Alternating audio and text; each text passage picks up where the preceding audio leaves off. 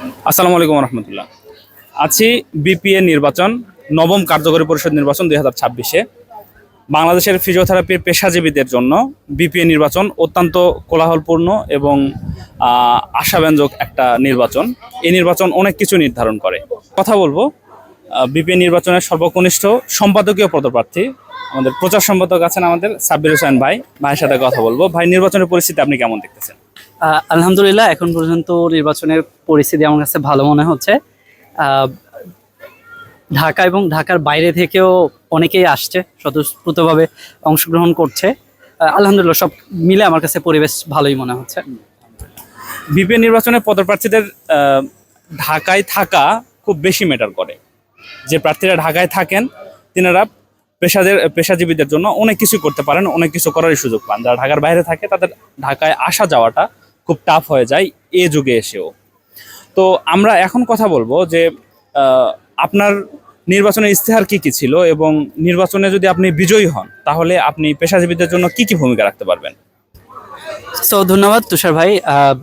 আপনি একটা গুরুত্বপূর্ণ পয়েন্ট বলেছেন যে যারা বিপিএতে সার্ভ করতে চায় তাদের ঢাকায় থাকাটা গুরুত্বপূর্ণ। অ্যান্ড আমিও সেটাই মনে করি। আমি ঢাকাতে থাকি এবং কাউন্সিলের পাশেই থাকি। তো আমি মনে করি যে আমি বিপিএকে এবং পেশাকে সার্ভ করতে পারবো। পেশাকে সার্ভ করার জন্য যে পরিমাণ পর্যাপ্ত টাইম দেওয়ার দরকার সেই টাইম আমার কাছে আছে, আর আমি দিতে প্রস্তুত। আর 2 নম্বর বিষয় হচ্ছে যে আমি কি করতে চাই। আপনি দেখেন যে সে জুলাই আন্দোলনের পর থেকে শুরু করে তরুণরা কিন্তু এগিয়ে আসছে, হ্যাঁ, সংসদ পর্যন্ত প্রতিনিধিত্ব করছে এবং ভালো করছে। তো সেই ধারাবাহিকতায় বিপিএর নির্বাচনেও আমি প্রার্থী হিসাবে এসেছি। আমি মনে করি আমি তাদের ধারাবাহিকতায় ভালো করব ইনশাল্লাহ। আর 3 নম্বর হচ্ছে অ্যাজ এ প্রচার সম্পাদক হিসাবে আমি চাই পেশাটাকে এগিয়ে যাক, পেশাটা সকলের কাছে প্রসার হোক। এখনও গ্রামগঞ্জে প্রত্যন্ত অঞ্চলে মানুষের মধ্যে পেশাকে নিয়ে বেশ কিছু ভুল ধারণা আছে, সেই জায়গাটা নিয়ে আমি কাজ করতে চাই। এটা হতে পারে যে উপজেলা লেভেল বা ইউনিয়ন লেভেলে ক্যাম্পেইনের মাধ্যমে মানুষের মধ্যে পেশার যে প্রসার, ফিজিওথেরাপিটা যে এত মানবিক একটা পেশা, এত সুন্দর একটা পেশা, সেটা আমি তুলে ধরতে চাই। আলটিমেটলি পেশার কণ্ঠ হওয়ার উদ্দেশ্যেই আমার প্রচার সম্পাদক পদে আসা।